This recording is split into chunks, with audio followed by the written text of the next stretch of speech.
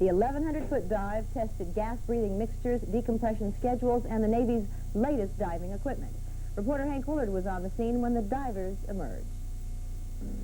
Over a month under deep-sea pressures ended here as the team of divers emerged to the greetings and congratulations of Vice Admiral B. DeMars and Dive Lab Commander John Hamilton. Life in the ocean simulator was, as one participant describes it, not just a dive, but an adventure. An adventure they were all happy to see the end of. I know for sure I'd never make it into prison.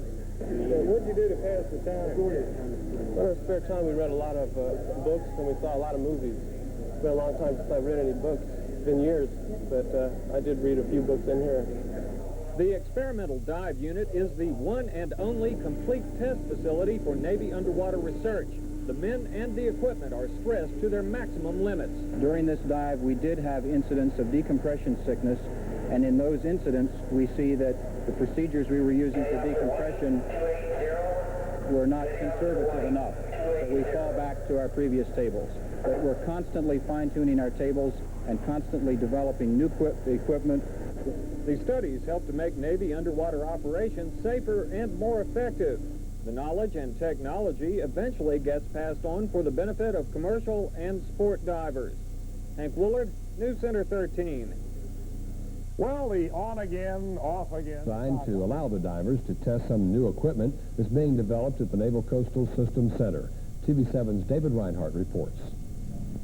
After 31 days in this diving chamber, these 6 Navy divers were glad to breathe fresh air again. The dive team was greeted by Vice Chief of Naval Operations, Vice Admiral B. DeMars, and by Commander of the Experimental Dive Unit, Commander John Hamilton. Commander Hamilton explained the importance of the Experimental Dive Unit at the Naval Coastal Systems Center. All of the diving hardware that the Navy has comes through Panama City. That's correct. Every functional area of the Navy diving community, SEAL team, bomb disposal people, salvage divers, and deep saturation divers use different types of equipment. We test and evaluate all of that life support equipment prior to its issue to the fleet. The dive lasted 31 days, and while the crew lived in this compartment upstairs, the actual testing of the underwater equipment was done downstairs in this massive chamber.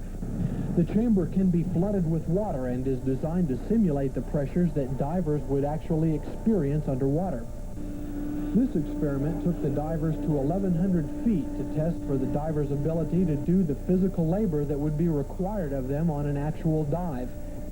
The underwater testing facility consisted of 2 special exercise bikes called ergometers. The bikes are set up so that special measurements can be taken while using the new underwater equipment.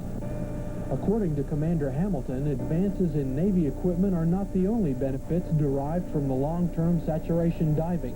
Most of the advances in military diving equipment have been transferred to the civilian sector, both commercial diving and sport scuba diving. So the civilian sector will benefit, the sport scuba diver will benefit from many of the things which we develop here at the Experimental Diving Unit. The ocean simulation facility at the Experimental Dive Unit is gradually breaking down the barriers of how far underwater man can go. David Reinhardt, TV7 News. Last evening, a Panama City Beach department store had to be evacuated due to carbon monoxide fumes.